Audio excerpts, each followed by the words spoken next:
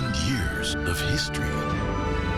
Inspired by the divine. Coming to Thousand Oaks, Claremont, Costa Mesa, and Hollywood from March 25th. Shenyun.com. Look closely at 4x4s with the muscle, tech, and durability needed to go anywhere.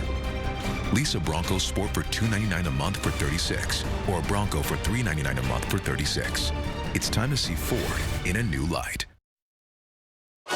Now, Southern California's news leader, ABC 7 Eyewitness News. The fires were pretty bad. I mean, they affected my house, but besides that, this is probably one of the bigger things that's happened ever since.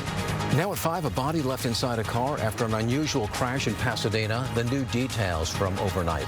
Plus, the LASD's defective DNA. Why thousands of samples are now being retested. We're live. And fresh off their Tokyo series, the Boys in Blue. You're watching ABC 7. Yeah, the Boys in Blue welcoming Dodger fans at home with some new renovations, too.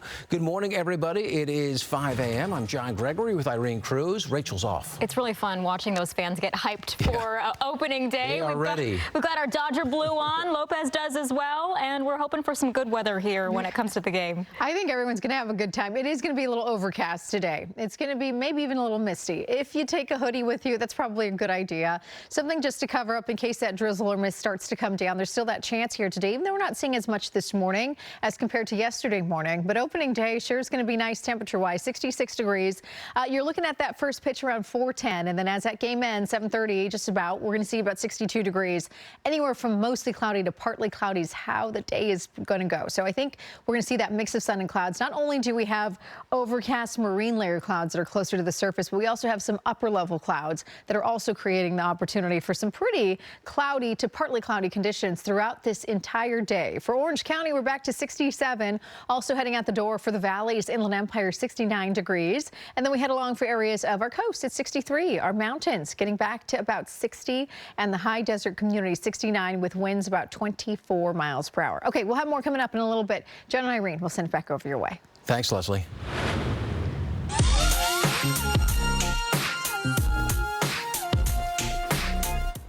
Well, the paint is fresh at Dodger Stadium, ready to welcome fans home for the opener. The Boys in Blue are back in L.A. to take on the Tigers after winning their first 2 games of the season against the Cubbies in Japan. And Blake Snell is expected to start for L.A., and Mookie Betts should be in the lineup after a health scare. Yeah, the Dodgers are once again favorites to repeat as World Series champs this season.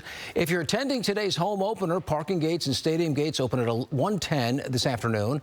The ceremony will kick off at 3:30 with Josh Groban singing the national anthem, accompanied by a flyover and local firefighters. First pitch set for 4:10, and you can watch the game live on ESPN. Tomorrow, the team will receive their World Series rings, followed by a banner unveiling right before the game. We'll have a live report from the stadium in our next half hour. Then coming up at 6, we'll have live team coverage with Tony Cabrera joining in on the fun. But our coverage doesn't stop there. Stay with Eyewitness News until the game starts. We'll have live coverage all day on air and online. Well, we're learning new details about the defective DNA test kits that L.A. County has been using for months now. Today, the L.A. County Sheriff's Department is set to retest thousands of DNA samples. Eyewitness News reporter Carly Gomez joins us live in downtown L.A. with the latest. Carly. Good morning. Yeah, they plan to test about 4,000 DNA samples after just learning that those samples in those testing kits delivered incomplete results. Now, they did get that information coming in from the Scientific Service Bureau, and that says that they found out on Monday about a notice that was sent to the department informing them that, quote, a specific lot of kits were prone to intermittently cause incomplete results or profiles. The notice was sent last August, but it was sent to a person who no longer works for the department. In that notice, the manufacturer said to discontinue the use of kits, but the department continued to use them until last month. The department noted that other law enforcement agencies may have also been affected, including the district attorney's office. When it learned of the problem, the DA's office said it started assessing the scope of the problem and will update anyone whose cases may have been impacted. It's unclear how many criminal investigations may have been affected, but the sheriff's office says it's unlikely to have falsely identified any individual. The department has opened an internal investigation and will work to prevent this from happening again. The department released a statement saying, in part, "We take the integrity of our criminal investigations and the reliability of our forensic testing very seriously." Now, again, the sheriff's office says they are going to retest thousands of samples, but some of those samples may be limited because of the sample sizes available and may not be tested at all. Live in Los Angeles, Carly Gomez, ABC 7 Eyewitness News. Yeah, that could turn into a pretty expensive mistake. Okay, Carly, thanks. This morning, police in Pasadena are investigating a suspicious death. Roads have been blocked off since just after 6 last night. Authorities say a car jumped the curb and then hit a wall. It happened at the intersection of Rio Grande Street and El Molino Avenue. Right now, no word on how the person died or if police are searching for a suspect. A Senate committee is set to hold a hearing on campus anti-Semitism today, the first time the full panel is tackling the issue since the October 7th attacks. The committee chair is expected to criticize universities for what he calls their lackluster response to rising anti-Semitism on campuses over the past year and a half. He says universities have been put on notice and could face consequences if they don't better protect Jewish students. Well, the price of foreign cars will likely soar due to President Trump's 25% tariff on auto imports. The White House claims the tariffs will be an engine for American production. But as Eyewitness News reporter Michelle Fisher reports, critics say they're fueling an escalating trade war.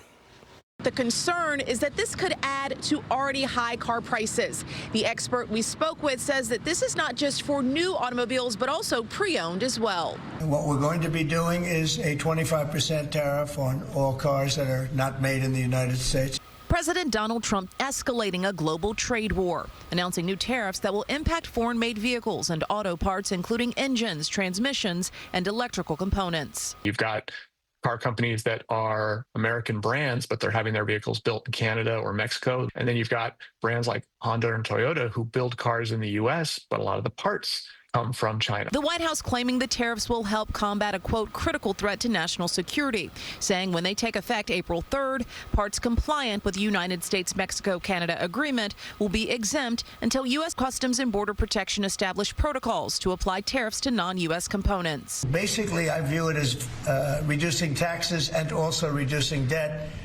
And within a fairly short period of time, I think we're going to have a balance sheet that's going to be outstanding. And in that same fairly short period of time, the changes could drive up costs for U.S. customers. In 6 months, if the tariffs are in place, all cars will be more expensive. Carl Brower, an analyst for iSeeCars.com, explaining it's not just new vehicles. If people can't get a new car for whatever reason, they're not available or they're more expensive than they can afford, they run to the used market. And then that puts more demand into the used market and the used car prices go up. And maybe you figure, hey, I'm not looking to buy a new car. Well, keep in mind the tariffs on those auto parts could also mean it will cost you more to repair your current vehicle. And I'm Michelle Fisher, ABC 7 Eyewitness News. All right, good morning. This is Long Beach. Doesn't look too bad out there. Yesterday it was a lot more hazy.